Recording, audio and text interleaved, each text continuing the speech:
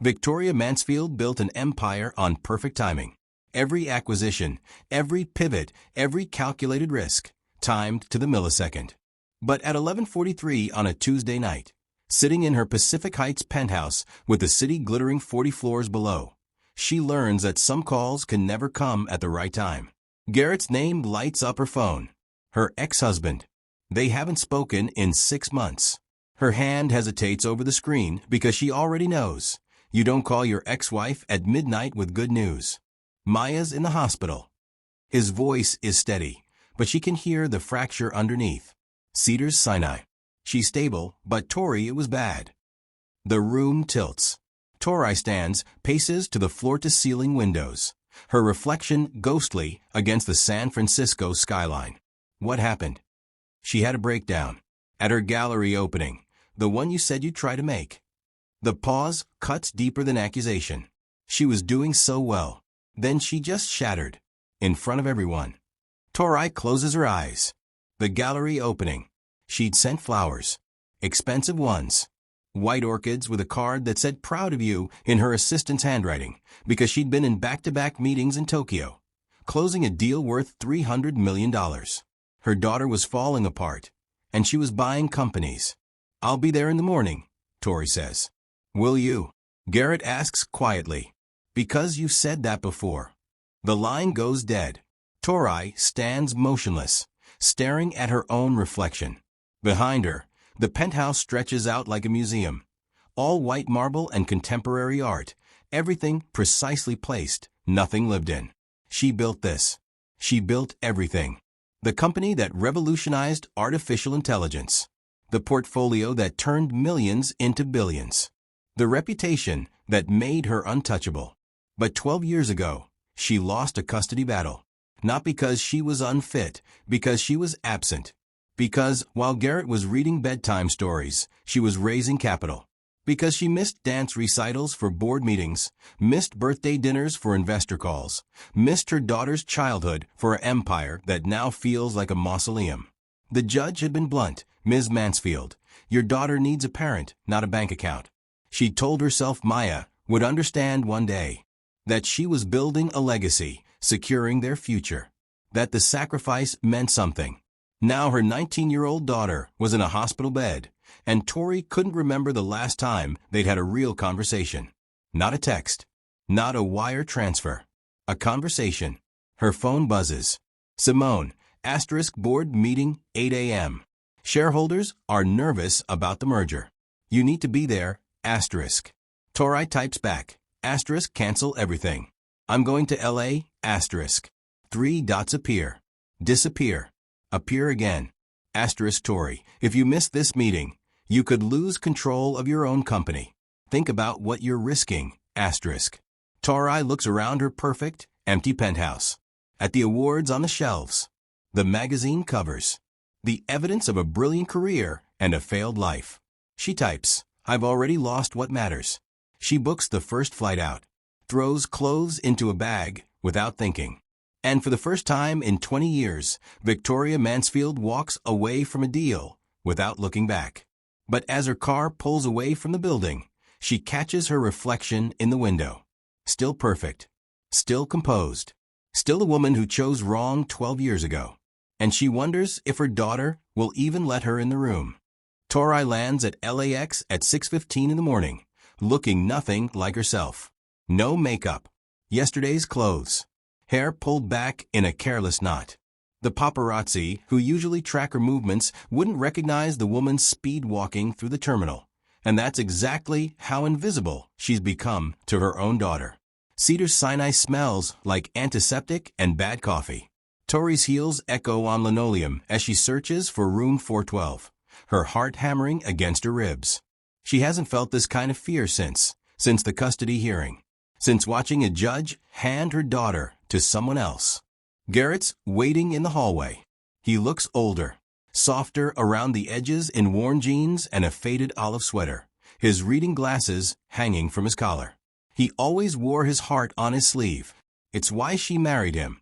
It's why she couldn't stay married to him. She doesn't want to see you. No hello. No pretense. Tori stops walking. "Garrett." She made me promise, Tori. She said if you showed up, I had to tell you to leave. His voice cracks. She's barely holding it together. I can't push her. I'm her mother. Are you? The question hangs between them like smoke. He doesn't say it cruelly. That's worse. He says it like he genuinely doesn't know the answer. Tori's composure fractures. Please. Just let me see her. I won't go in. I just need to. He sighs, defeated, and gestures toward the room. Through the narrow window in the door, Tori sees her daughter for the first time in 8 months. Maya looks small. That's Tori's first thought. This girl who inherited her height and her stubbornness looks impossibly small in that hospital bed. Her auburn hair spread across the pillow. Her arms wrapped around herself like she's holding her own pieces together. There are bandages on her wrists. White gauze against pale skin. Tori's knees almost give out. She remembers Maya at 7 years old, sitting in the front row of the elementary school auditorium in a butterfly costume, scanning the audience for her mother's face. Tori had been in New York, pitching to venture capitalists. She'd promised she'd make it. She'd sent her assistant with a camera instead. Maya had cried the whole drive home with Garrett. Tori heard about it third hand, between conference calls. She'd told herself there would be other plays, other chances. Now she's staring through glass at a daughter who learned to stop waiting. A nurse approaches, young, kind-eyed, with the exhausted compassion of someone who sees too much pain. Are you family? I'm her mother, Tori whispers. The nurse glances at Garrett, then back at Tori, something unreadable in her expression. She's been asking for her dad all night. Not, she stops herself. The psychiatrist will evaluate her this morning. Self-harm protocol. This wasn't her first incident. Tori's blood goes cold. What do you mean, not her first? Garrett looks away. She's been cutting for 6 months. Maybe longer. I found out 2 weeks ago when I saw the scars. His voice drops. She made me swear not to tell you. She said you wouldn't care anyway. The words land like physical blows. Tori grips the wall for support. 6 months. Her daughter has been bleeding for 6 months. And Tori was in boardrooms, making deals, building something that suddenly feels grotesque and meaningless. I didn't know, she breathes.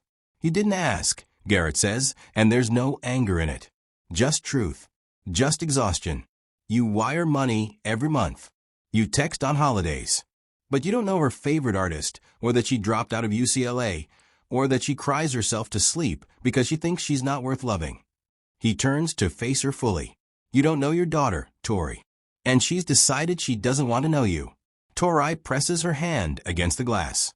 Maya's eyes are closed, her breathing steady under sedation. So close. An arm's length away. And it might as well be another galaxy. Give me one chance, Tori whispers. Please, Garrett. One conversation. If she tells me to leave after that, I'll go. But let me try. Garrett studies her for a long moment, looking for something. Sincerity, maybe. Or just proof that the woman he once loved is still in there somewhere beneath the corporate armor. Finally, he nods. When she wakes up. But Tori, if you hurt her again, don't come back. Maya wakes up at 2 in the afternoon. Tori watches through the glass as her daughter's eyes flutter open, confusion giving way to awareness, then hardening when she spots her father, and the blonde woman standing behind him in the hallway. Maya's voice is muffled through the door, but Tori hears it perfectly. Get her out of here. Garrett moves toward the room, but Tori stops him. Let me. She steps closer to the door, close enough that Maya can see her clearly.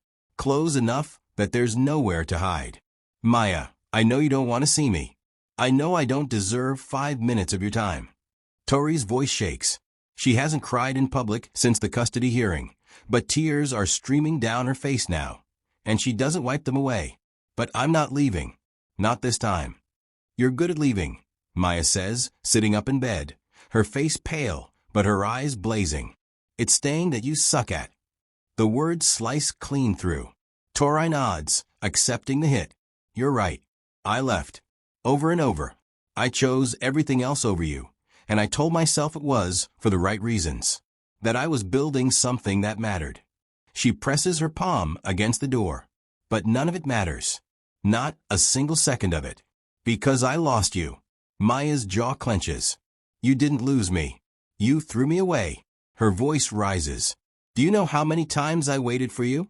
How many recitals, how many parent days, how many birthdays where I convinced myself you'd actually show up this time? She's shaking now. And you never did. You never chose me. Tori's mind flashes back. Maya's 16th birthday. The one Tori had sworn she'd make. She'd promised to fly back from London, to take Maya to dinner, just the two of them. But the deal had fallen through at the last second. She'd needed to stay. Just one more day. One more meeting. She'd sent a Cartier bracelet instead. $20,000 in a blue box. Maya had thrown it in the trash. Garrett had called her that night, his voice tight with controlled fury. She waited at the restaurant for 2 hours, Tori, in the dress she bought with her babysitting money, because she wanted to look nice for you. The staff felt so bad they gave her free dessert. A pause. She cried the whole way home. And when I asked what she wanted me to tell you, you know what she said? Tell her I'm done waiting. Tori had told herself Maya would understand when she was older. That teenage girls were dramatic. That she'd forgive her eventually. 3 years later, her daughter is in a hospital bed with scars on her wrists, and Tori finally understands that forgiveness isn't automatic. It's earned. And she hasn't earned a damn thing. You're right, Tori says through the door. I threw you away. I chose deals over bedtime stories. I chose investors over you. I thought I was building your future, but I was just destroying our present. She takes a breath. I can't take any of it back. I can't give you the childhood you deserved. But Maya, I'm here now. And if you give me a chance, just one chance, I will spend every single day proving that you matter more than anything I've ever built. Silence. Maya stares at her through the glass, and Tori can see the war happening behind her daughter's eyes. The little girl who still wants her mother. The teenager who learned not to need her. The young woman who's been bleeding alone because asking for help felt like weakness. Garrett steps forward gently. Sweetheart, you don't have to do anything you don't want to do. But maybe, he glances at Tori. Maybe she means it this time. She's meant it before, Maya whispers. I know, Garrett says. But she's never looked like this before. Maya studies Tori. Really looks at her. At the wrinkled clothes, the mascara-streaked face, the raw vulnerability that billionaire Victoria Mansfield never shows the world. At the woman standing on the other side of the glass, waiting to be let in or locked out forever. Finally, Maya speaks. 5 minutes. That's it. And if you check your phone even once, you're gone. Tori nods, choking back a sob. 5 minutes. The door opens. It's just a door. Just a threshold between a sterile hallway and a hospital room that smells like disinfectant and despair. But when Tori steps through it, it feels like crossing into another life. One where she doesn't get to control everything. One where she might actually have to feel. Maya watches her mother enter, arms crossed defensively over her chest, bandages visible at her wrists. Clock's ticking, she says.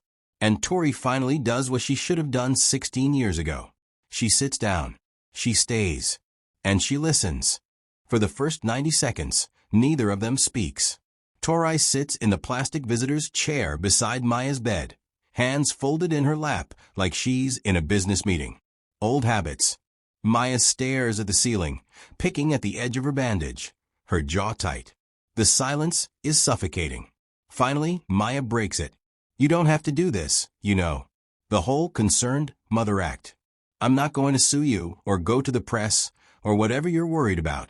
That's not why I'm here, Tori says quietly. Then why are you? Maya turns her head, eyes sharp. Guilt? Obligation? Simone tell you it's bad optics if your daughter offs herself. The cruelty is intentional. A test. Push hard enough and people leave. Maya learned that lesson young. But Tori doesn't flinch. I'm here because I should have been here 1,000 times before, and I wasn't. And I'm terrified that if I walk away now, I'll never get another chance. Maya laughs, bitter and hollow. Terrified. You. The woman who walked into a room full of venture capitalists and demanded $50 million like it was pocket change. She sits up, anger crackling. You're not scared of anything, Tori. Except maybe me. You're right, Tori admits. I am scared of you. I'm scared of how much I've hurt you. I'm scared you'll never forgive me. I'm scared I don't know how to be what you need. Her voice drops. But mostly, I'm scared that you hate yourself because of me. Maya goes very still. What are you talking about? The gallery opening, Tori says carefully. Dad told me you were doing well, that this was your big night. But then, I destroyed it, Maya interrupts, her voice flat. On purpose. I got drunk before anyone showed up. Knocked over my best pieces. Told the gallery owner I was a fraud in front of everyone. She picks harder at the bandage. Because that's what I do. Anytime something good happens, I blow it up. Because if I ruin it first, it doesn't hurt as much when it inevitably falls apart. Tori's heart shatters. Maya, you want to know why I cut? Maya holds up her bandaged wrists. Because when I do, I feel something. The rest of the time, I just feel empty. Like there's this hole inside me where something important should be, but it's just nothing. Tears slide down her face. And I know that's pathetic. I know I have a trust fund and opportunities people would kill for. But none of it means anything, because the person who was supposed to love me most couldn't be bothered to show up. Tori reaches for Maya's hand, then stops herself. Can I tell you something? Something I've never told anyone. Maya shrugs, swiping at her tears. When I was 11, my father died. Massive heart attack at his desk. He was a corporate lawyer, worked 100-hour weeks, never took vacation, barely knew my name. Tori's voice goes distant. At his funeral, his colleagues gave speeches about what a brilliant man he was. How dedicated. How driven. And I remember thinking, they knew him better than I did. He was my father, and he was a stranger. She looks at Maya directly. I swore I'd never be invisible like that. That I'd build something so big, so important, that everyone would have to see me. That my children would be proud of who I was. She lets out a shaky breath. But somewhere along the way, I became him. I disappeared into my work.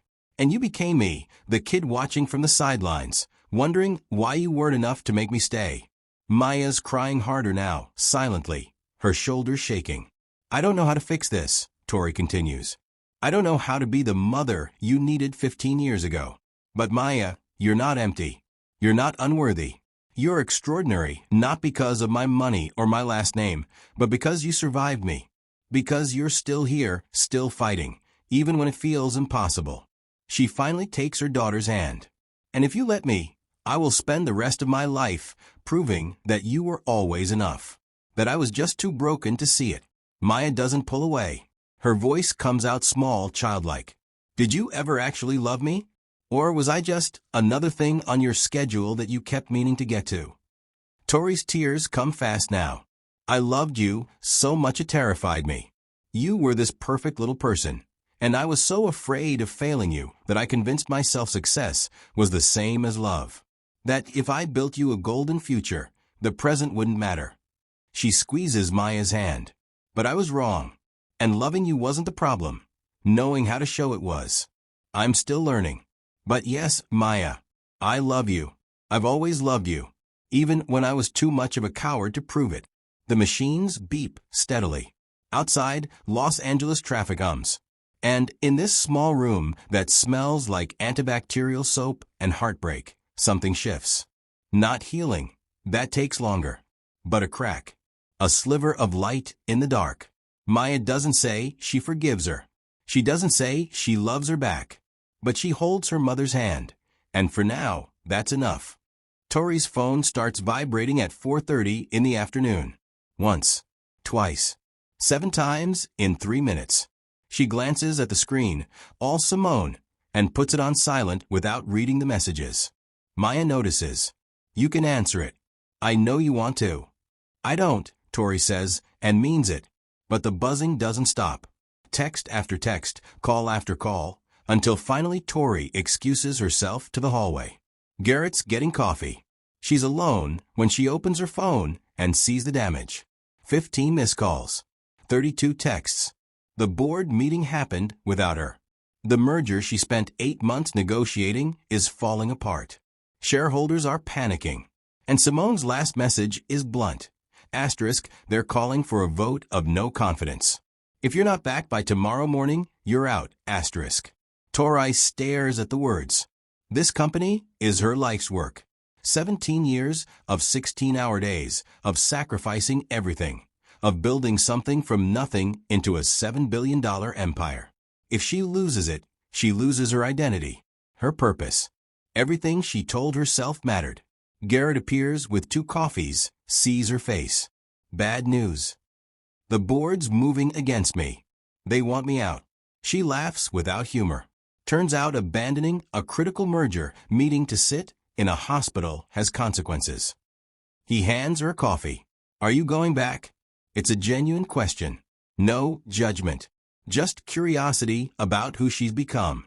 Tori looks through the window at Maya, who's sketching something in a notebook Garrett brought her. Her face more peaceful than it's been in hours. No, she says. I'm staying. Garrett blinks.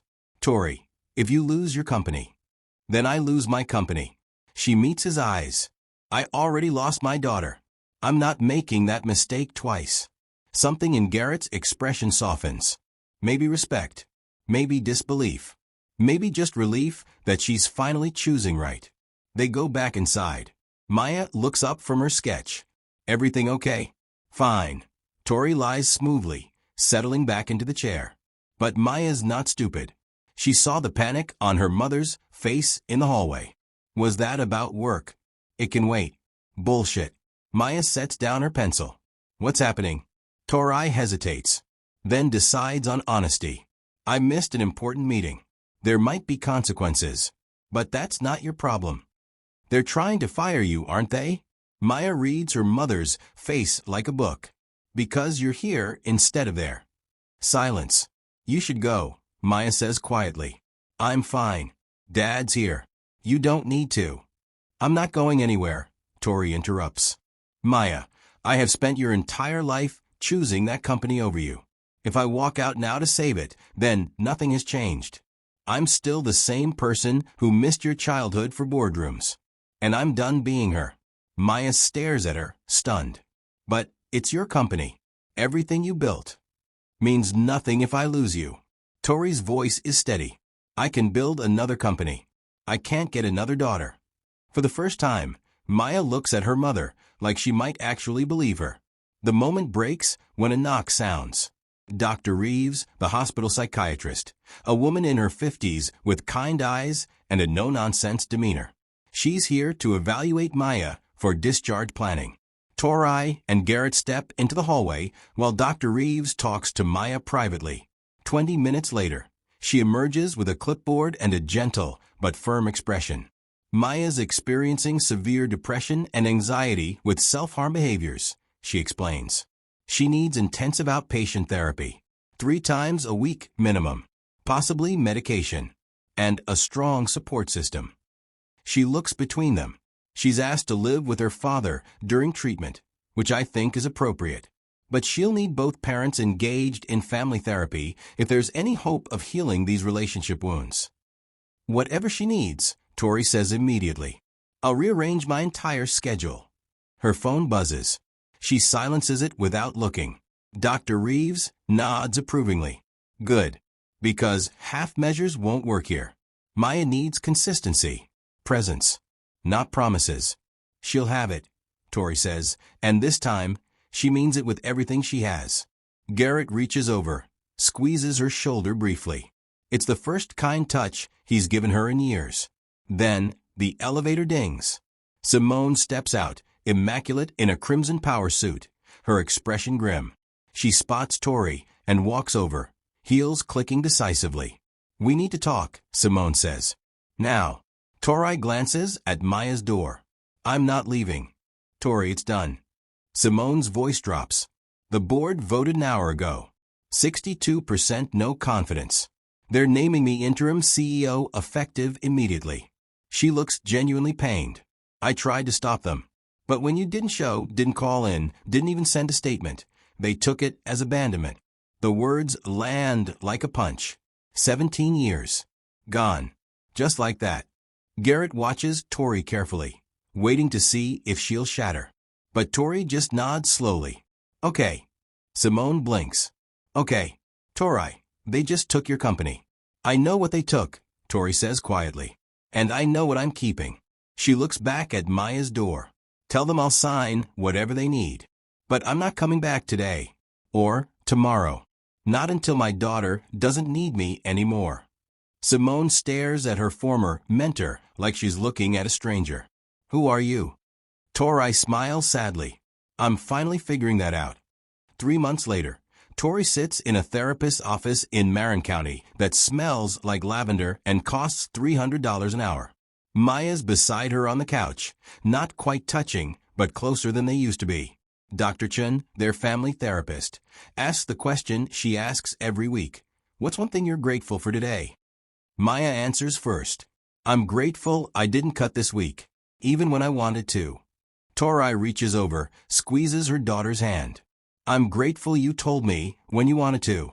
It's a small moment. The kind that wouldn't make headlines or impress investors. But it's everything. Tori's life looks nothing like it did 3 months ago. She sold the Pacific Heights penthouse, too many ghosts, too much marble, and rented a 2-bedroom in Sausalito with a view of the bay. Smaller, warmer, a place where people actually live instead of just existing between flights. She's no longer CEO of the company she built. Simone's doing fine, better than fine actually. The merger went through. Stock prices are up. Turns out the empire didn't need Tori as much as she needed to believe it did.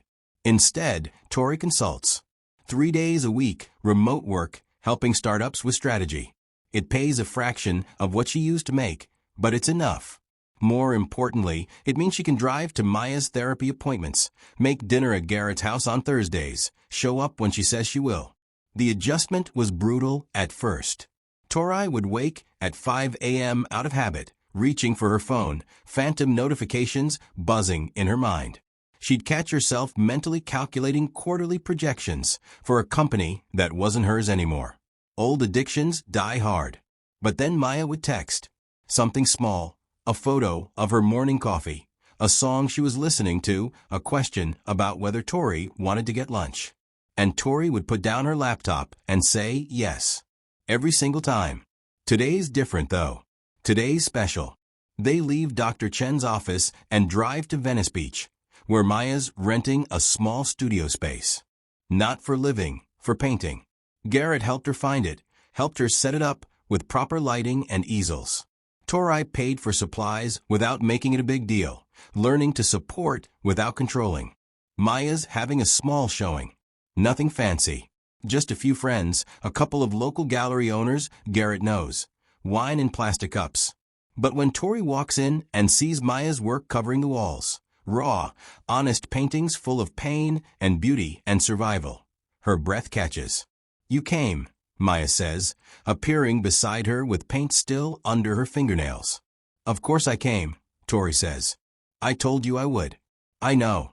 But Maya smiles, hesitant but real. I'm still getting used to that. They walk through the studio together. Maya explains each piece, her voice gaining confidence as she talks about her process, her inspiration. Tori listens, really listens, asking questions, seeing her daughter fully for maybe the first time. Garrett's there too, proud and beaming, watching his 2 favorite people exist in the same space without bloodshed. He pulls Tori aside at one point, hand her a beer. You're doing good, he says quietly. I'm trying. I know. He takes a sip. But, Tori, this isn't going to be linear. She's going to have bad days. Bad weeks. She might push you away again when things get hard. I know, Tori says. I'm not going anywhere.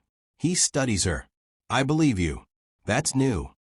Later, as the small crowd mingles, Maya approaches Tori with a wrapped canvas. I made something for you. You don't have to hang it or anything, but, she shrugs, suddenly shy. Tori unwraps it carefully. The painting shows a woman sitting in a chair beside a hospital bed, holding someone's hand. The colors are muted grays and blues, but there's light coming through a window. Hope breaking through pain. At the bottom, Maya's written the title in small letters, The Woman Who Stayed. Tori's eyes flood. Maya, this is... It's you, Maya says softly. The version I needed. The one who finally showed up. They hug. Really hug. And Tori holds her daughter like she should have held her 1,000 times before, feeling the weight and warmth of her, memorizing this moment because she knows how rare and precious it is. I love you, Tori whispers. I love you too, Maya whispers back. And this time they both mean it. The showing winds down. They help Maya clean up, pack away leftover wine, take down the guest sign-in sheet. Then the three of them, Tori, Maya, and Garrett, grab coffee at a place down the street that serves terrible espresso, but has a patio overlooking the ocean. They talk about small things.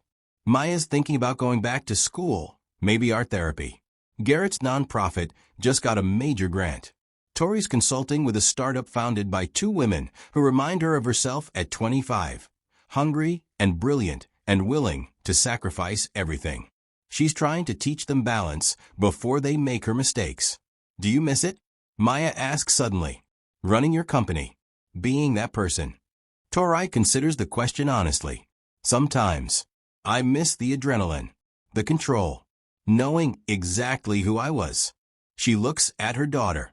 But I don't miss who that person cost me. So no, I don't want her back. What do you want? Maya asks. Tori smiles. This. Coffee with my daughter. Dinner at your dad's on Thursday. Seeing what comes next without having every second planned. She pauses. I want a life I don't need to escape from. Maya nods slowly. That sounds nice. Yeah, Tori says. It really does. The sun sets over the Pacific, painting the sky in shades of gold and crimson. And for the first time in longer than she can remember, Victoria Mansfield doesn't check her watch, doesn't calculate the cost of this moment, doesn't think about what she should be doing instead. She's exactly where she needs to be. Finally. Thanks for watching. If this story moved you, more powerful stories about love, loss, and second chances are coming soon. What would you sacrifice for the people you love?